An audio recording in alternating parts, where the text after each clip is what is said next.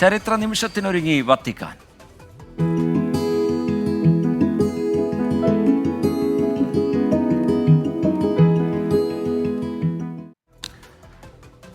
Mar George Jacob Koovakad cardinal പദവിയിലേക്ക് ഇന്ന് ഉയർത്തപ്പെടുകയാണ്. Indian സമയം രാത്രി 8:30 വത്തിക്കാനിൽ ചടങ്ങുകൾക്ക് തുടക്കമാവുക. ഫ്രാൻസിസ് മാർപ്പാപ്പയാണ് ആ ചടങ്ങുകൾക്ക് മുഖ്യ കാർമ്മികത്വം വഹിക്കുക. കർദിനാൾ പദവിയിലേക്ക് അദ്ദേഹം ഉയർത്തപ്പെടുന്നതിൻ്റെ ആഹ്ലാദത്തിലാണ് അദ്ദേഹത്തിൻ്റെ കുടുംബവും. കർദിനാൾ പദവി വലിയ ദൈവാനുഗ്രഹമായി കാണുന്നതായി സഹോദരി ലിറ്റി 24-നോട് പ്രതികരിച്ചു. ചങ്ങനാശ്ശേരിയിലെ ആർച്ച് ബിഷപ്പിൻ്റെ കുടുംബ വീട്ടിൽ നിന്ന് സജോ ദേവസ്യ തയ്യാറാക്കിയ റിപ്പോർട്ടിലേക്ക്.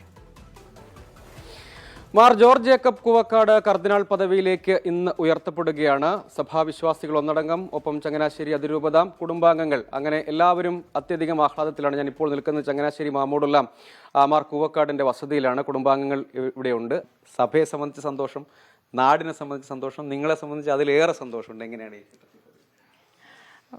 ഒത്തിരി സന്തോഷം, അതിലേറെ വലിയൊരു ദൈവാനുഗ്രഹം. ദൈവം ശരിക്കും വഴിതെളിച്ചു അതുകൊണ്ടാണ് ഇങ്ങനെ ഇത്രയും ഒക്കെ നമ്മൾ എത്തിയത്. കാരണം സാധാരണക്കാരായി ജീവിച്ചു വന്ന നമ്മൾ സാധാരണ രീതിയിൽ അങ്ങനെ ജീവിച്ചു വന്നവരാണ്. അപ്പം ദൈവം ശരിക്കും ഒരുക്കിയതാണ്. വലിയൊരു ദൈവാനുഗ്രഹമായിട്ട് കണക്കാക്കുന്നു. അദ്ദേഹം ഡിഗ്രി പഠനത്തിന് ശേഷമാണ് സെമിനാരി ജീവിതം തിരഞ്ഞെടുത്തത്. സാധാരണ ഇതിൽ 10ാം ക്ലാസ് കഴിഞ്ഞൊക്കെ ആളുകൾ പോകാറുണ്ട്. പക്ഷേ മനസ്സിൽ ആ ഒരു ഫോക്കസ് തന്നെ ഉണ്ടായിരുന്നെന്ന് തോന്നുന്നു. അതെ, ചെറുപ്പം മുതലേ ചെറുപ്പത്തിൽ പറയുമായിരുന്നു. പിന്നെ ഒരു ഇടക്കാലം കൊണ്ട് അതൊന്നും പറഞ്ഞിട്ടില്ല.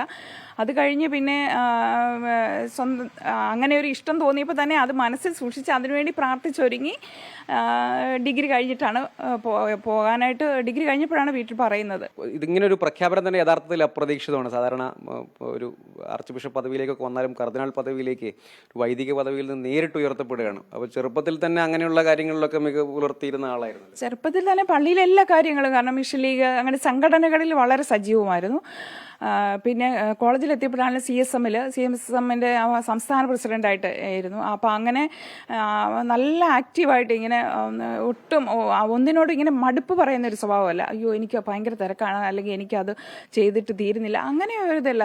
വളരെ ഇഷ്ടത്തോടെ കാര്യങ്ങൾ ചെയ്യുന്ന, ഏറ്റെടുക്കുന്ന ഉത്തരവാദിത്വം വളരെ ഇഷ്ടത്തോടെ ചെയ്യുന്ന ഒരു വ്യക്തിയാണ്. ഇവിടെ നിന്ന് ആരൊക്കെയാ വത്തിക്കാനിലേക്ക് പോയത്? അച്ചാച്ചനും അമ്മയും അനിയനും പോയിട്ടുണ്ട്. പിന്നെ അച്ചാച്ചൻ്റെ അമ്മയുടെ സഹോദരങ്ങൾ മുഴുവൻ. ഭയങ്കര സന്തോഷമുണ്ട്. സത്യം പറഞ്ഞാൽ വലിയൊരു ദൈവാനുഗ്രഹം തന്നെയാണ്. നമ്മൾ കണ്ടു വളരുന്ന ഒരാളെ ഇങ്ങനെയൊക്കെ പെട്ടെന്നൊരു വലിയ പദവിയിലേക്ക് എത്തുമ്പോൾ നമുക്ക് അതിൻ്റെതായ സന്തോഷവും ദൈവത്തോട് വേറെ നന്ദിയും.